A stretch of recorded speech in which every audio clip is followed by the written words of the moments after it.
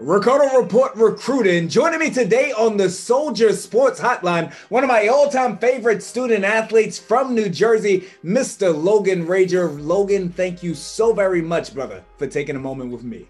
Thank you. Thank you for having me. Excited.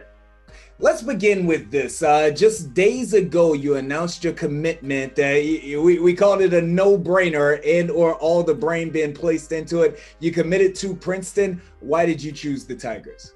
You know, it was an incredible recruiting process. And I just think about all the hard work that I put in on the field. I have worked just as hard, if not harder, in the classroom. And Princeton is very passionate about the fact that choosing which college you go to is a 40-year decision and not a 4-year decision.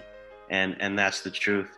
And they're also very passionate about that it's best of both worlds, you know.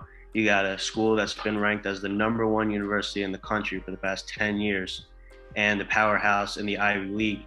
And for me, it's not just best of both worlds, it's the best of all worlds for me because I have that. It's only an hour from home.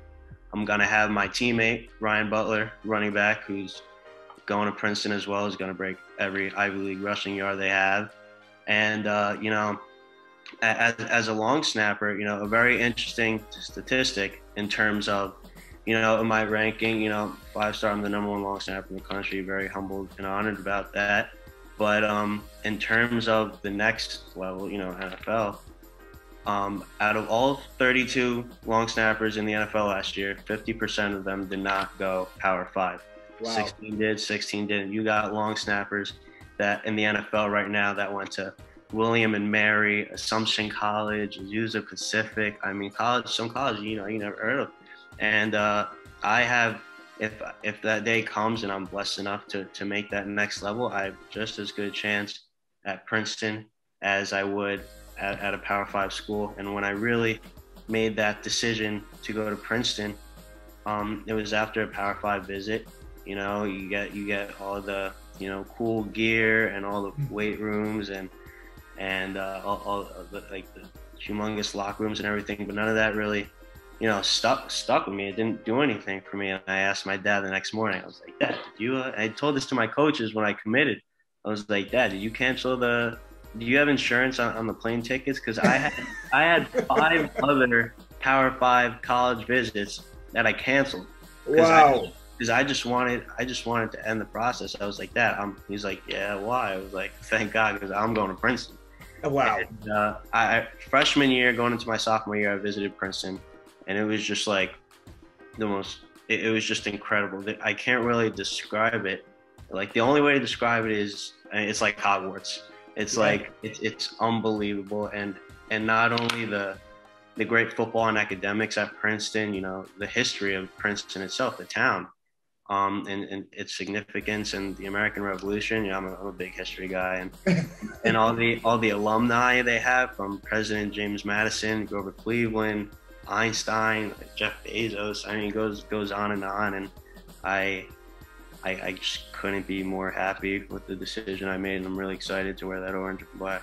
Well, I tell you what, I went to James Madison University in Virginia, not Princeton, but I did go to James Madison University. It's probably the closest that I got to that education. I did, though, visit. I went and checked out the campus a few years ago, and Princeton is an absolutely phenomenal campus. Like you said, it doesn't get no better than that, so congratulations on that decision.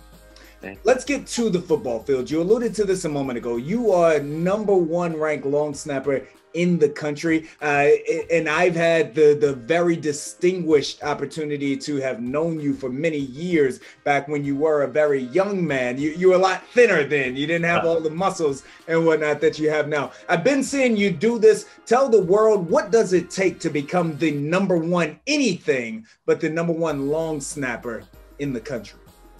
It takes so much hard work. No one could even probably imagine how much hard work it takes. You know, everyone said, oh, you know, long snapper, people make long snapping think like you go on the field, you long snap on punt, you run off the field to the sidelines. It's not that. To be the #1 long snapper in the country, you need to outwork everyone else in the country. The weight room training I put in the speed training. You know, you got to get downfield and everything. Yeah. Last year I was running a 5.1. I just recently ran a 4.74.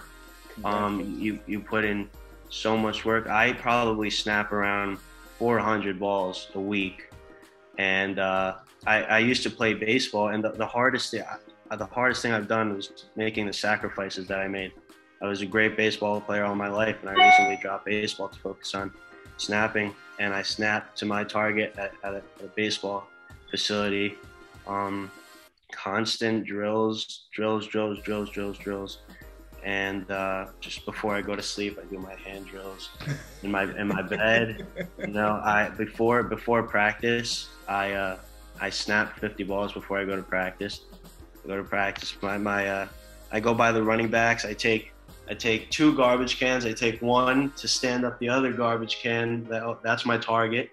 I snap all the time there. Wow.